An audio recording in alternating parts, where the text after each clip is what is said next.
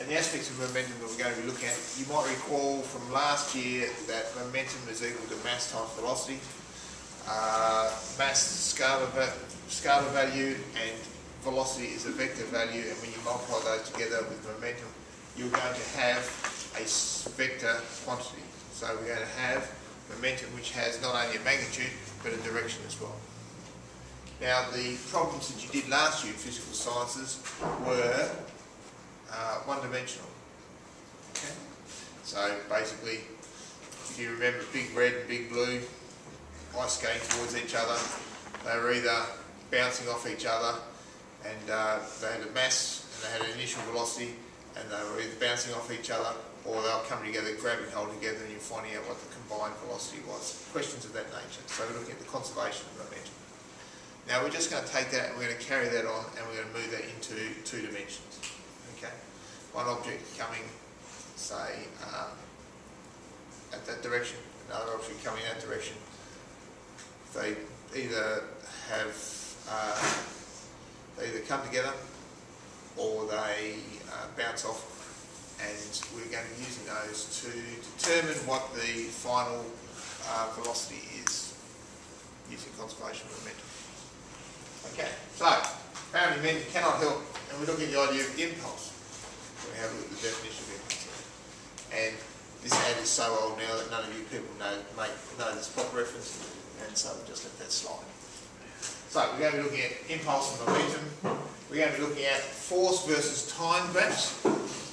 Okay, so the idea of applying a force over time, whether it might be if you've got a ball here and you're smacking it with a golf club and you're looking at the force that's being applied to that golf club or the golf ball over the short period of time, and that's not going to be a constant thing. It's going to go up and down, and we're going to have a look at the implications of that, and we're going to have a look at conservation of momentum in 2 dimensions.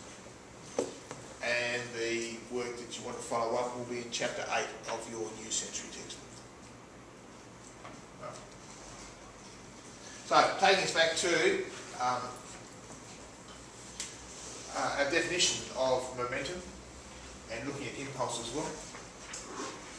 So, but we'll have a look at momentum to start off with, where we have momentum, and we use P for indicate momentum because we've already sucked up M for mass. So P is your momentum, is going to be a vector, is equal to the mass and multiplied by the velocity. Okay? The units for momentum are going to be kilograms metres per second, which makes sense when you think about it. Kilograms multiplied by metres per second, which equals mass times velocity. Pretty straightforward. Now, what we have here is that the force being applied to an object is equal to the change in momentum. Right. So the change in either mass or more commonly change in velocity divided by the time that that force is actually going to be applied for. Okay, and that is going to be equal to mass times acceleration. So let's have a look here. So let me give you a bit of an explanation about that, or a bit of a demonstration about that. So let's have a look here. The force is being applied. If I have a car that's travelling on at a constant speed, it has no unbalanced force attached to it. Okay?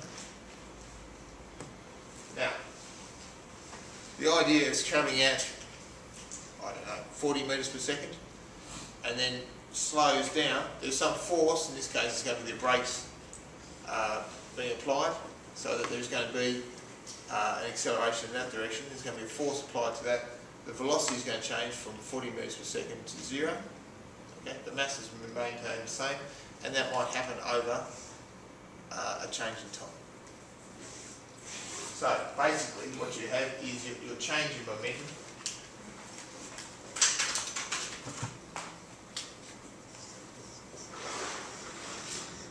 So your car is zipping along at 40 metres per second, and it pulls up over here in 10 seconds. Okay, clearly there has to be some force is this position, well, there's an acceleration going in that direction, there's going to be a force applying on that. It's going to be,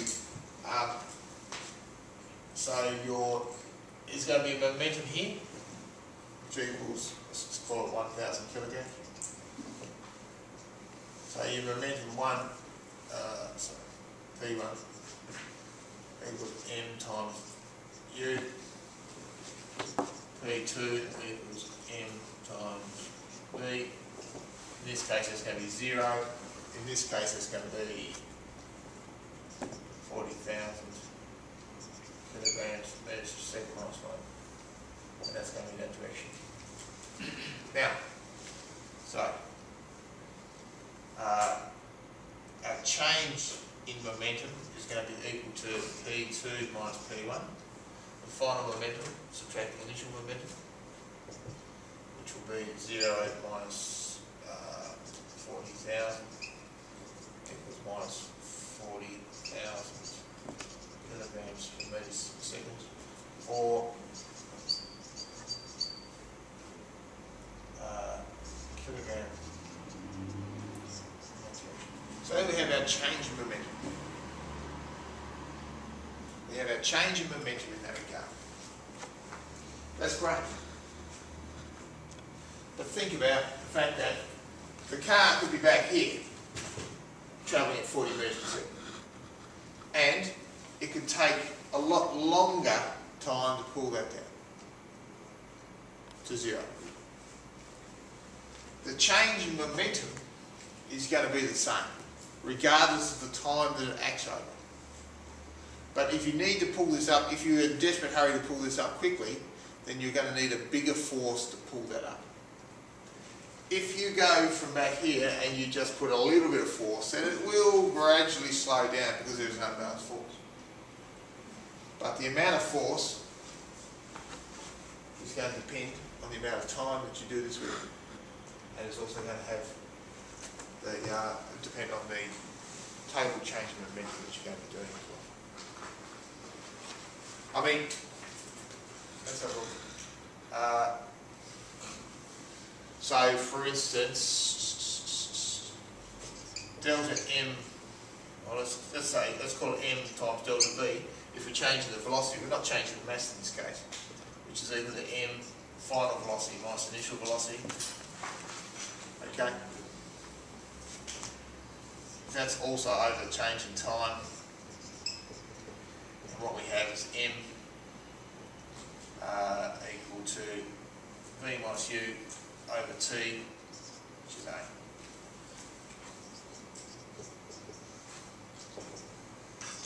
It's the definition of acceleration. Okay. Are we all cool? So, impulse. What are we looking at here? Impulse is actually this aspect here, which is a force that is applied multiplied by the time that you apply it for. Okay. So, if we look at the idea,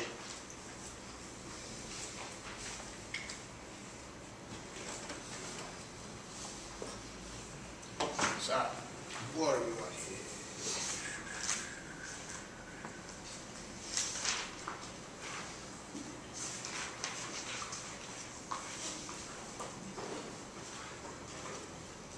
So this definition of force is equal to M on that one. If you multiply both sides by T, you get M V minus U, which equals M of V minus M U, which equals P final, P init, which equals the change. So the change in momentum that you have is equal to this value, which is F times T, which just describes the impulse. In other words, not only are you exerting a force over an object, but you are also concerned with the amount of time that you are pressing the force over. Okay, for instance, if I was to give Lou 120 kilogram weight to hold above his head, he could probably hang on to it for a couple of seconds. But if I was to go off and have a cup of coffee, I'm still going to hang on to pull down on him for several minutes, then he might struggle after a short amount of time. Muscly bloke that he is. But, so, talking about the impulse that's actually applying to him in that case. So, Ft equals that, or Ft is equal to the change in momentum, which we have. And that is also impulse, is, since the change in momentum, the units for impulse are the same as those for momentum.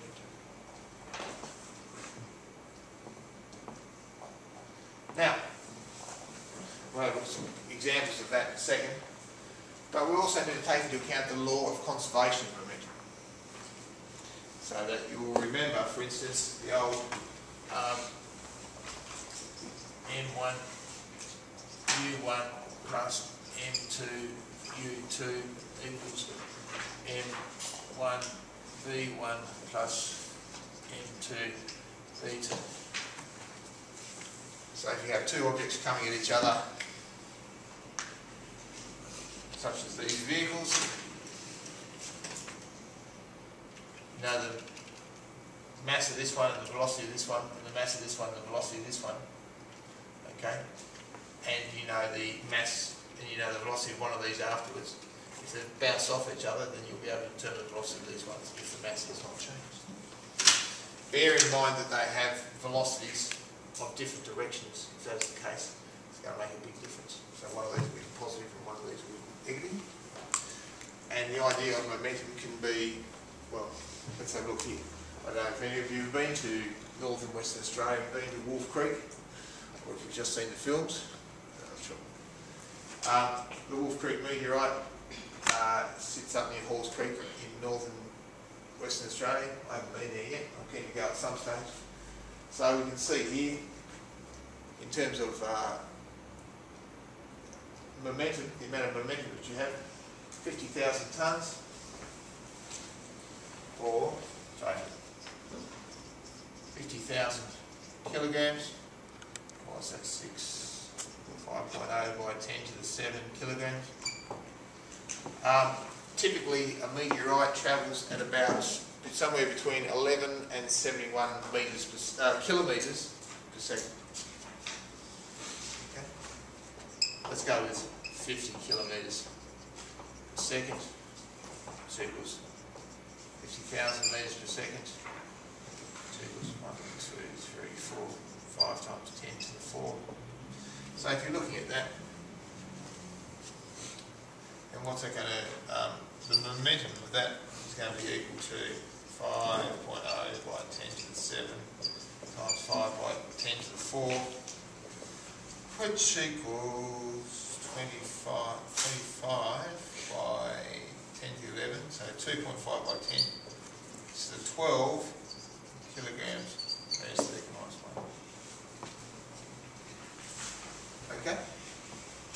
Now, if that's coming in and smacking into the Earth,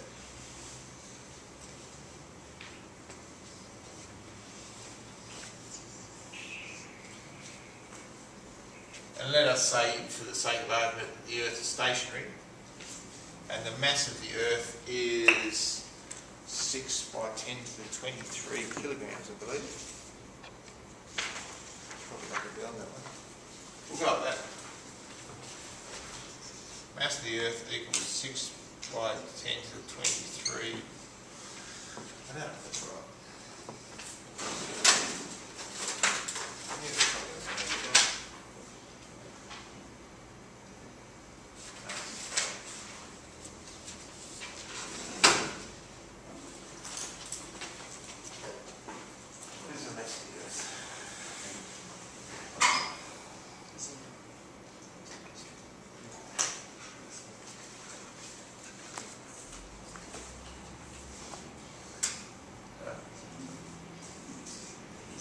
By 10 to the 24. So I'm sure 6 by 10 to the 24.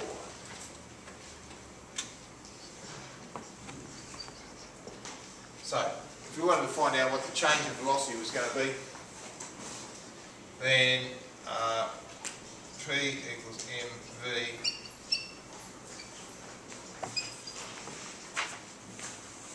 by 10 to 12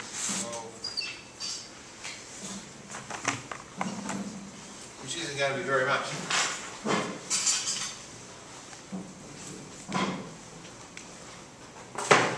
But nonetheless, quite a sizable amount.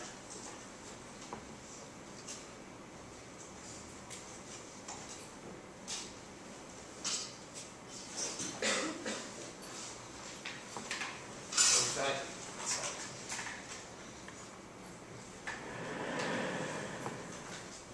2.5 by 10 to 12.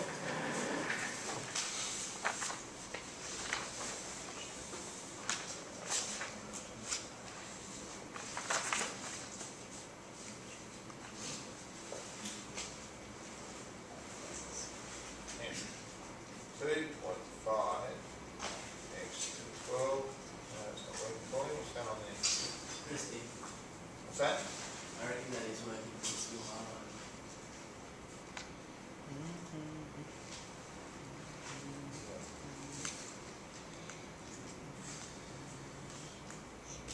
We have these people build us computers. Who's got the calculator there for me? 2.5 by 10 to the 12 divided by 6 by 10 to the 24. It's not going to be very much. It's going to be 3 by 10 to the 11. Yes. 4 by 1.6 times 10 to the negative 13. Yes, negative force. 4.16 by 10 to the negative 13. So you're not going to move the Earth very much. You would hope that one small meteorite smacking the side of the Earth is not actually going to knock it off course all that much, and it isn't, because the change in velocity to the Earth is going to be that sort of value. But I still would not want to be hanging around when this sort of change in momentum is going on. So, for instance, in order to have a look at that, what sort of force would that hit the ground with? Well, there would be that's going to be our momentum, and we're going from an object who's going from moving very fast to 0, so that will be our change in momentum, 2.5 by 10 to the minus 12. Let's say that happened over a second, which seems unlikely if it's travelling at 50 metres per second. So what we're looking at there is a force of 2.5 by 10 to the 12 and upwards newtons. So no wonder you're going to get a little bit of denting in the surroundings and going through for it's still visible 300,000 years later. Alright, let's have a little look at some examples. I'll do one or two.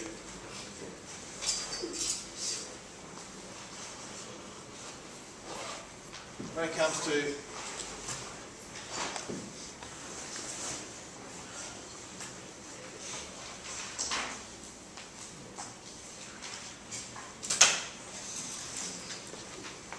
comes to examples of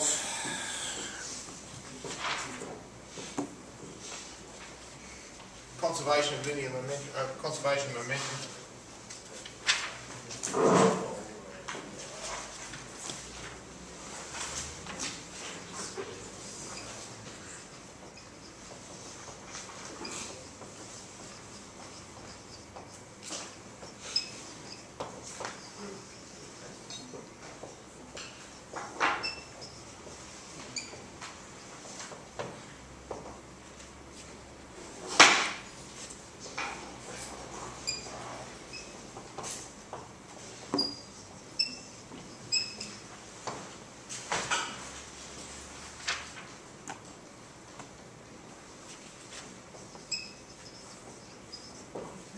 So these are the three main types of problems that you're going to see. We've got explosions, we've got collisions, well we've got explosions, collisions, and other collisions we have rebound ones and we have coupled together ones.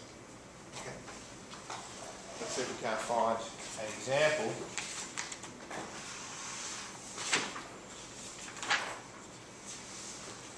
Okay. explosions in 2 dimensions. I'll turn you to page 198 on your textbook. We'll have a look at that.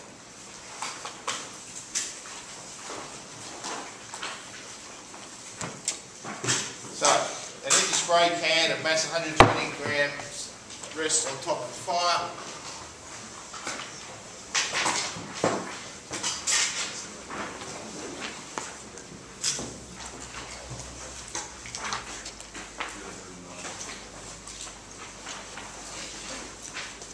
Rests on top of an explosion to 3 fragments. One 30-gram fragment travels east.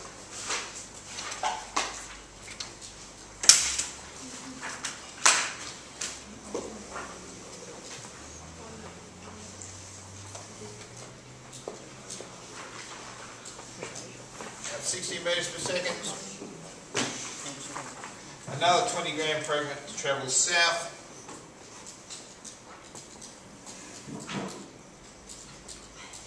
At 100 metres per second. And the third, find the velocity of the third piece.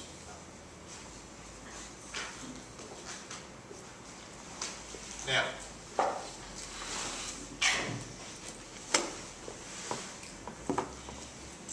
it's going to be, we know that it's going to be 70 grams because it's all that's left. We want to know what that velocity is going to be equal to.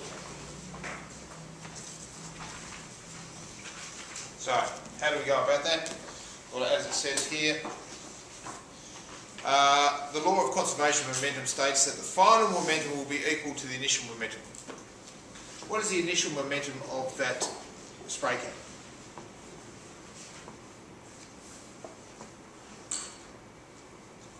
Jack, what do you reckon? Looked at the wrong time. Sorry. Matt, sorry. Yeah, 0. Yeah, that's right. Why? No clue. Say? No clue. What do you need to have if you've got momentum? Velocity. What's the velocity when it's just sitting there? 0. So it doesn't matter what the mass is. And but the velocity is equal to 0. So the total momentum of all the but afterwards there's going to be shrapnel going in 3 different directions. What we know is that the momentum for each one of these parts, or for the sum of each of these parts, is going to add up to be 0 using conservation momentum. So let's have a little look. Hence the sum of the 3 momentum vectors after the explosion will also be 0. That is, the 3 vectors will form a closed triangle when added head to tail. All we need to do is draw the 2 known vectors and fill in the remaining gap and find the missing vector. Okay, well let's draw our vector diagram from there. We've got that one heading that one, that one heading that one heading direct that one. That is a useful diagram for us to draw at this stage, but it is not the completed vector diagram. In order to get a useful vector diagram, we need to draw this up so that it's all tip to tail. So let us go from here. Let's have one heading in that direction. From there, there's going to be one down in that direction. And then, because we know they're going to add up, there's going to be one going back up to there. Now we know that this is east, and we know that's south, so therefore we know that that angle there is going to be a right angle. What we need to do is to work out our momentum. This is our momentum diagram, so it's going to be P1, P2 and P3 going in that direction. So, if that's the case, then what we need to know is this one is going to be 30 grams multiplied by 60 metres per second. So if we do that, is equal to 0.03 multiplied by 60, which equals 1.8 kilograms metres per second minus 1. We've changed that into kilograms, obviously. P2 coming down is 0.02 multiplied by 100, which is going to be equal to 2.0 times 2 kilograms meters per second minus 1. And what that gives us is that we now have to work out what the momentum of that third section is going to be, as well as find out what that angle is, and we'll go through vector addition. So, using Pythagoras' theorem, P3 equals 2.7. So, what we have here, P3 equals the square root of 1.8 squared plus 2.0 squared, which equals, assures me in this that is going to be equal to 2.7 kilograms.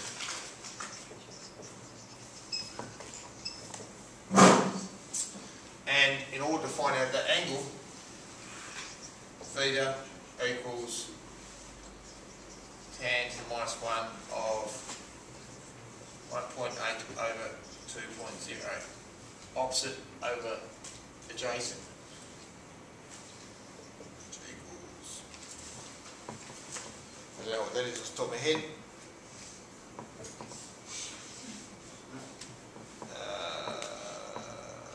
42 north, 42 degrees, so it's going to be 42 degrees. Now, in this case, so what's the velocity going to be? Well, we know that P is equal to m times v, so we're going to go with 2.7 equals, what's the mass of that part? 70 grams, 0.07 times velocity.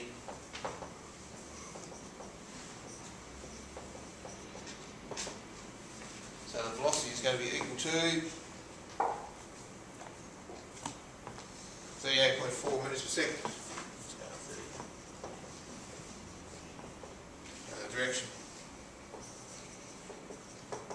equals north 42 degrees to the west.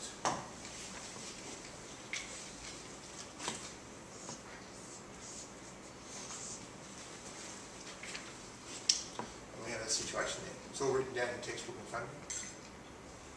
But the points that I need you to understand is when we're solving this, realise that the total momentum to start off with is 0, and that all these, when we draw our vector diagram, that they're going to form a closed, a closed vector diagram. And the vectors that we're looking at here are not the velocity vectors, but we actually have to work out the momentum vectors, because these different parts of the can are all different masses. Okay. So work out the momentum, and then work back from there. Okay.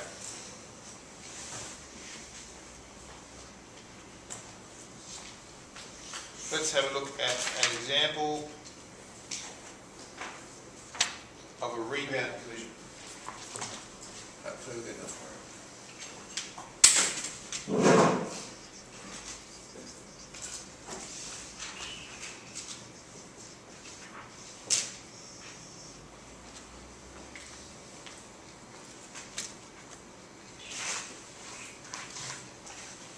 So, in this case, a ball, looking at page 199, a ball A of mass 1 kilogram is moving east. A ball A of mass 1 kilogram is moving east at 4 meters per second when it collides with a stationary ball B of mass 2 kilograms. Ball A heads north at 4 meters per second after the collision. Determine the final velocity of ball B. Okay. We know that there's going to be conservation of momentum. So it's going to be going there, it's going to be going there, it's going to be in that direction. P in it.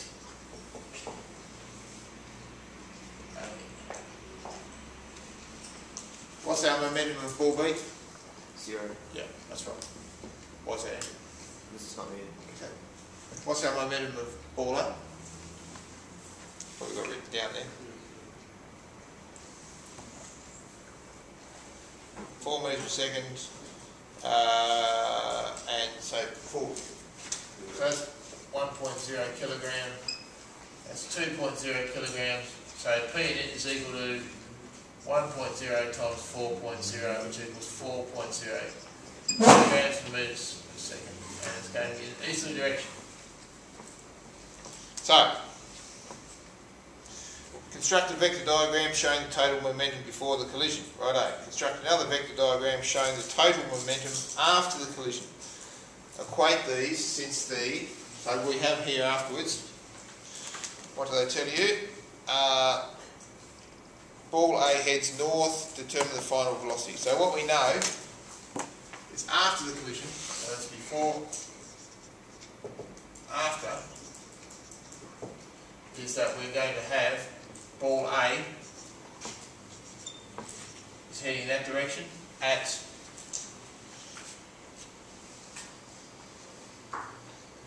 4 metres per second. And it would make sense to think that if it's going there, bouncing off that, we know it's going to be shooting ball B.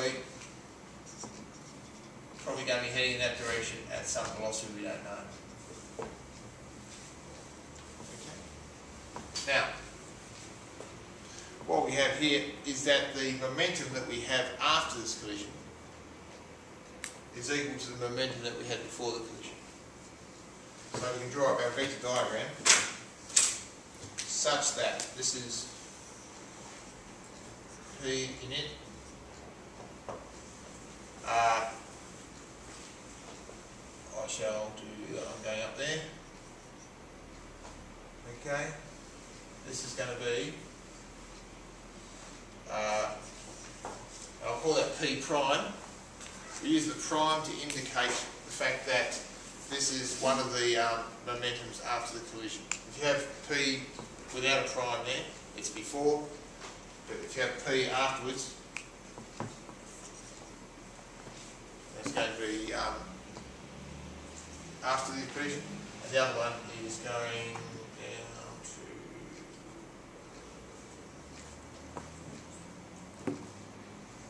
no, I haven't done that correctly. That's not actually meant to be there. Let me draw the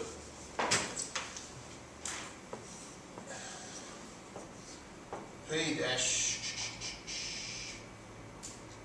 A and then P dash B will look something like that, and that will be equal to P initial that goes along there. So, looking at what these two add up together, we're going to start there and add up down there, and that's going to be exactly the same as the initial value that we have in there. So that's what we're looking at here. Hopefully I'll turn the page and have a picture of that. Yes, they will. So, in order to work out the initial velocity, this one's going to be the initial momentum, 4.0. That's going to be that. This one is going to be 4.0 kilograms meters per second minus 1. And what is this one going to be?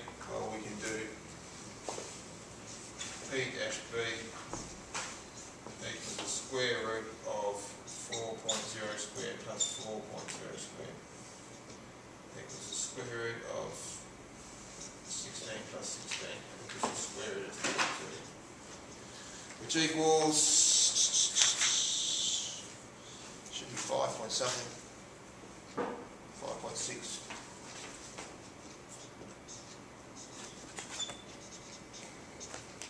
Now, we can also work out, what is it they wanted to find out? What the determine the final velocity of B. So we also need to work out the direction. So that's going to be easterly direction, and we're coming down from there to go in that direction. So let us find out what this angle in here is, because that is going to be the same angle. It's going to be 45 degrees, isn't it? Theta equals tan minus 1 of 4.0 on 4.0, which equals 45 degrees. So, velocity we need to find.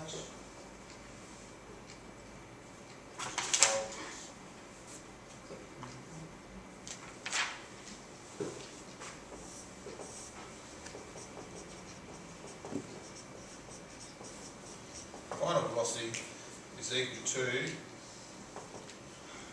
5.6, which is the momentum, divided by the mass, which was 2, I believe, which is going to be equal to 1.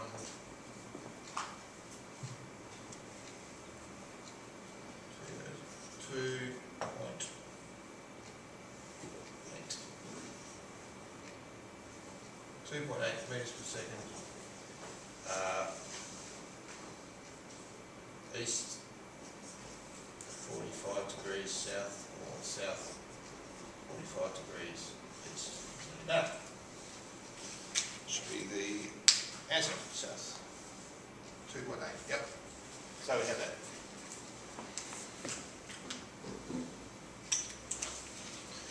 Similarly, if these came together, or if two balls came together and they merged and went off in one direction, then you do a similar sort of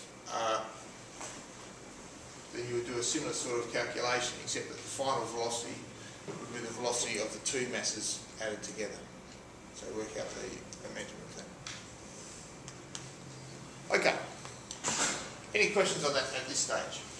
Or if you don't have any questions, I certainly do have a few that you can get on with. Yes, How come ball A starts with that much energy and it leaves at the same speed? Yep. And ball B is still moving. Where did that extra energy come from? That doesn't quite make sense to me. Because why is it travelling at that one and then passing it? Yeah, that's a good point. They should have the same. They've got the same amount of energy in this. Yeah, right. Probably doesn't stand up to scrutiny in the real world in terms of the energy calculation, but in terms of the momentum. Sure. It's probably snuck through the proofreaders a little bit better. Right. Who are looking for spelling mistakes rather than things that can't actually happen in the real world. Right. Okay. Cool. The other thing I'll show you is these demonstrations here. In terms of momentum. It's always a good one. It's a lot easier than putting all your fine china out and on top of your tablecloth and having a bit of a crack. So we've got